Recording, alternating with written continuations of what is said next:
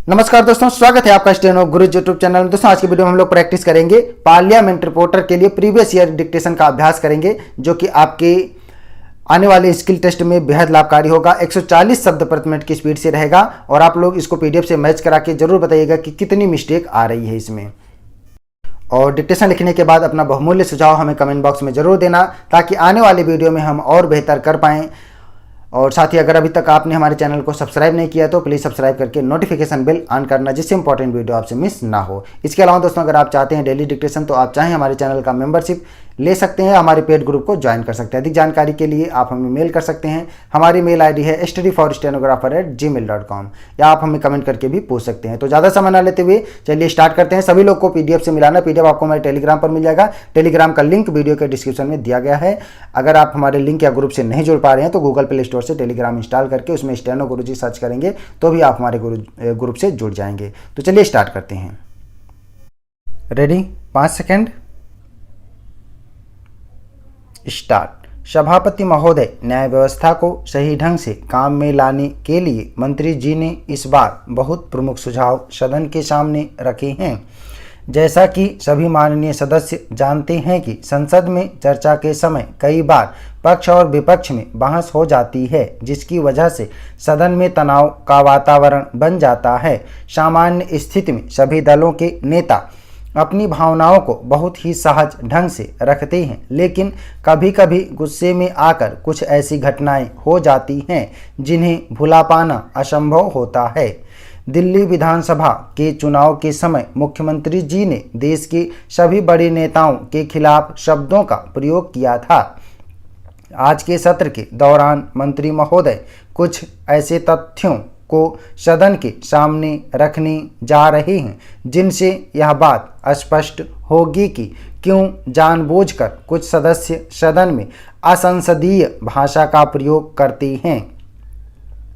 मैं आशा करता हूं कि आप सभी मेरी बातों को बहुत ध्यान से सुनेंगे और मुझे अपनी बात सदन में रखने का पूरा मौका मिलेगा। चूँकि मैं पहली बार सदन में चुनकर आया हूं, इसलिए अपनी बातों को रखते समय यदि मुझसे कुछ गलती हो जाए तो इसके लिए मैं आपसे पहले ही क्षमा मांगता हूं। सारा विश्व इस बात को जानता है कि केवल भारत ही ऐसा देश है जहां सबसे ज़्यादा महिलाओं का सम्मान किया जाता है, और यही हमारी परंपरा है। महिलाओं ने अपनी सूझबूझ और काम करने के ढंग से यह दिखा दिया है कि चाहे वे शारीरिक रूप से पुरुषों की बराबरी नहीं कर सकती हैं, लेकिन मानसिक रूप से वे पुरुषों से ज़्यादा मजबूत हैं। आज देश का कोई ऐसा पद नहीं है जिसे महिलाओं ने प्राप्त ना किया हो। मुझे यह कहते हुए गर्व हो रहा है कि महिलाओं ने कुछ समय पहले देश के ज़्यादातर प्रतिष्ठित पदों पर एक साथ पदभार ग्रहण किया था। महिलाओं द्वारा बनाई गई नीतियों के क्रियान्वयन से देश में काफ़ी बदलाव देखने को मिले हैं। जैसे देश में अच्छा शासन स्थापित हुआ है और देश की बिगड़ती कानून व्यवस्था को धीरे धीरे पटरी पर लाया गया है। यदि आज दिल्ली पुलिस और दूसरे राज्यों की पुलिस द्वारा दिए गए आपराधिक मामलों के आंकड़ों को देखा जाए और पिछले समय से तुलना की जाए तो आपको जानकर आश्चर्य होगा कि दिन प्रतिदिन आपराधिक घटनाओं और दुर्घटनाओं में निरंतर कमी आती जा रही है। और वह दिन दूर नहीं है जब हिंदुस्तान की जनता यह कहेगी कि सचमुच देश में राम राज्य की स्थापना हुई है। महोदय, महिलाओं के प्रति सामाजिक चेतना और जागरूकता फैलाने में हमारी समाजसेवी संस्थाओं ने भी बहुत अहम भूमिका निभाई है। वर्तमान सरकार में प्रधानमंत्री जी ने सत्ता संभालते ही देश की राजनीति में बदलाव का संदेश दिया है और समाज के हर क्षेत्र को ध्यान में रखते हुए ऐसे नियमों की स्थापना की है जिनकी वजह से हर तबके, हर व्यक्ति, हर वर्ग, हर जाति के लोगों को तत्काल लाभ पहुंचेगा। आज देश को आज़ाद हुए 70 साल का समय होने जा रहा है। महिलाओं के साथ साथ युवा वर्ग का असंतोष पिछली सरकारों के सामने आया था, लेकिन इस दिशा में कोई काम नहीं किया गया। देश में भाईचारे का वातावरण बना रहे और सुरक्षा की भावना कायम रहे, इसके लिए हमारी सरकार निरंतर प्रयास कर रही है। अमीर तथा गरीब के बीच की खाई के बढ़ते हुए अंतर को कम करने के लिए रोजगार के पर्याप्त अवसर बढ़ाने की हमारी सरकार की सोच बहुत अच्छी है। महोदय, कुछ समय पहले देश के कुछ राज्यों में जैसे छत्तीसगढ़, मध्य प्रदेश और उड़ीसा में नक्सलवादियों ने अराजकता पैदा की थी। हमारे गृह मंत्री जी ने समस्त मंत्रियों और देश की सेना के अधिकारियों के सामने यह प्रस्ताव रखा कि चाहे कुछ भी हो जाए, हमें अपने देश से आतंकवाद और नक्सलवाद को समाप्त करना है। इस बैठक का नतीजा यह निकला कि राज्यों के मुख्यमंत्रियों ने भी इस समस्या को खत्म करने के लिए अपना पूरा योगदान देने का निर्णय लिया है। यदि हमें इन परिस्थितियों से ऊपर उठना है तो सबसे पहले देश के युवा वर्ग को रोजगार के उचित साधन उपलब्ध कराने होंगे और जब तक हमारी युवा पीढ़ी देश के प्रति जागरूक नहीं होंगी, तब तक उन्हें असामाजिक तत्व अपनी तरफ आकर्षित करने में कामयाब होते जाएंगे। प्रधानमंत्री जी ने मनरेगा के माध्यम से गरीब वर्ग के लोगों को एक वर्ष में 100 दिन का रोजगार देने की बात कही है और न्यूनतम मजदूरी की सीमा को भी कानूनी प्रक्रिया के माध्यम से तय करने का काम किया है। मैं सरकार की उपलब्धियों को सभी माननीय सदस्यों के सामने लाना चाहता हूं, लेकिन सरकार की असफलता को बताने में भी संकोच नहीं करूंगा। हालांकि मैं सत्ता पक्ष की तरफ से बोल रहा हूं, लेकिन मैं देश हित की बातों को नज़रअंदाज नहीं कर सकता हूं। मैं सदन का बहुत आभारी हूं कि मुझे आज इस महत्वपूर्ण समस्या पर अपने विचार व्यक्त करने का मौका दिया गया है। यह बात तो हम सभी को बहुत अच्छी तरह से मालूम है कि देश में आजकल जो संकट की स्थिति उत्पन्न हो गई है, उसके बहुत सारे कारणों में से सबसे बड़ा कारण विद्यार्थियों में अनुशासनहीनता का होना है। क्या कारण है कि आज हर व्यक्ति जब किसी समस्या की ओर समाज का ध्यान आकर्षित करता है तो सबसे पहले विद्यार्थी वर्ग का ही उल्लेख करता है। जहां तक मैं समझ सका हूं, इसका दोष हम पूर्णतः विद्यार्थियों पर नहीं दे सकते हैं। विद्यार्थी वर्ग को उनकी शक्ति से अवगत कराने की जरूरत है। देश के नेता उनके सामने एक बहुत बड़ा आदर्श उपस्थित करते हैं। शिक्षक वर्ग भी उतना ही महत्वपूर्ण उदाहरण उनके सामने रख सकते हैं। माता पिता और अन्य संबंधियों का भी उनके मानसिक विकास में समान योगदान रहता है।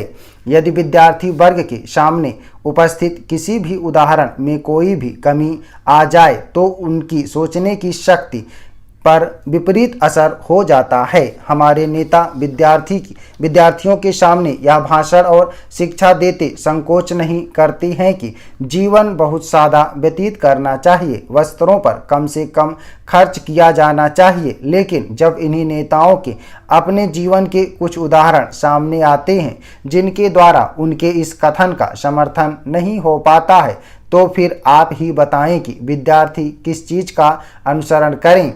मैंने अभी कल ही समाचार पत्र में पढ़ा कि एक मंत्री के घर का बिजली का बिल उनके वेतन से अधिक है। ऐसे ही कुछ और भी तथ्य सामने आए हैं जिनको देखकर स्वयं अपने आप को धोखा हो जाता है कि आखिर ऐसी कौन सी बात है जिसने हमें इस हालत में पहुंचा दिया है। माँ बाप और अन्य संबंधियों का भी ऐसा ही असर हमारे विद्यार्थियों पर होता है। उनके आचरण, उनके व्यवहार और अन्य बातों का उन पर काफ़ी असर पड़ता है। उपाध्यक्ष महोदय, हमारे देश की ज़्यादा से ज़्यादा आबादी कृषि और कृषि से संबंधित उद्योगों पर निर्भर करती है और इसीलिए खेती आधारित उद्योगों को हमारे देश में अत्यधिक प्राथमिकता देने की आवश्यकता है। देश के हर राज्य से बेरोजगारी को दूर करने के लिए भी और कृषि उत्पादन को बढ़ाने के लिए भी कृषि पर आधारित उद्योगों की स्थापना करने की पहल हमारी सरकार को करनी चाहिए और प्रस्तुत किए जाने वाले बजट में कृषि क्षेत्र को अधिक से अधिक प्रोत्साहन दिया जाना चाहिए। मैं वित्त मंत्री जी से निवेदन करूंगा कि हमारे कृषि मंत्री जी से विचार विमर्श करके ऐसी नीतियों का निर्माण करें जिनसे किसानों को त्वरित लाभ पहुंचे। खेती के उद्योग आदि के लिए हमारे बजट में अधिक गुंजाइश की जरूरत होनी चाहिए। इससे हमारे देश के बेरोजगारों और किसानों को काफ़ी लाभ होगा और हमारे कृषि उत्पादन में भी उन्नति होगी तथा इसके साथ ही साथ हमारे किसानों को रोजगार भी मिलेगा। मुझे यह कहते हुए बहुत प्रसन्नता का अनुभव हो रहा है कि हमारे देश के वित्त मंत्री जी ने बहुत अच्छा बजट पेश किया है, लेकिन खेती के उद्योगों के लिए इसमें विशेष व्यवस्था करने और अधिक धन लगाने की आवश्यकता है। इस योजना में हमारे प्रधानमंत्री जी द्वारा जो कार्यक्रम इस देश में शुरू किया गया है उससे हमारे गरीब और पिछड़े वर्ग के लोगों का काफ़ी हित हो सकता है। मैं निवेदन करता हूं कि सरकार द्वारा कमजोर वर्ग के लोगों के लिए पशु खरीदने, मकान खरीदने और दूसरी आवश्यकताओं की पूर्ति के लिए धन की व्यवस्था की जानी चाहिए। आज यह कार्यक्रम हमारे देश में तेजी के साथ और बड़ी जिम्मेदारी के साथ लागू किया जा रहा है। ओके दोस्तों, आप लोग इसको प्रैक्टिस करिएगा। सभी लोग इसको ट्रांसक्राइब करेंगे। 140 शब्द प्रति मिनट की स्पीड से है, एक्यूरेट 140 की स्पीड से है। आप लोग इसको जरूर ट्रांसक्राइब करिएगा ताकि आपको पता चल सके कि आपकी स्पीड कितनी और कितनी एक्यूरेसी के साथ आ रही है। पीडीएफ से चेक करके जरूर बताना कि कितनी मिस्टेक आ रही है। उम्मीद करता हूं दोस्तों वीडियो आपको पसंद आया होगा, तो वीडियो को लाइक कर देना और अपने दोस्तों के साथ भी शेयर करिएगा ताकि वो भी इसका लाभ ले सकें। और चैनल को सब्सक्राइब करना मत भूलिएगा जिससे आपको डेली एजुकेशन और उसका पीडीएफ मिल सके। पीडीएफ दोस्तों आपको हमारे टेलीग्राम पर मिल जाएगा। टेलीग्राम का लिंक वीडियो के डिस्क्रिप्शन में दिया गया है। अगर आप हमारे टेलीग्राम से नहीं जुड़े हैं तो आप टेलीग्राम गूगल प्ले स्टोर से इंस्टॉल करके उसमें स्टेनो गुरुजी सर्च करेंगे तो भी आप हमारे टेलीग्राम ग्रुप से जुड़ जाएंगे और वहाँ से पीडीएफ डाउनलोड कर पाएंगे। अगर इस ई बुक का दोस्तों अगर आपको पूरा पीडीएफ चाहिए तो वीडियो के डिस्क्रिप्शन में लिंक दिया गया है। और दोस्तों अगर आप डेली एजुकेशन चाहते हैं तो आप चाहें तो हमारे चैनल का मेंबरशिप ले सकते हैं या हमारे पेड ग्रुप को ज्वाइन कर सकते हैं। अधिक जानकारी के लिए आप हमें मेल कर सकते हैं। हमारी मेल आईडी है studyforstenographer@gmail.com। तो वीडियो को पूरा देखने के लिए धन्यवाद। Thanks for watching. जय हिंद, जय भारत।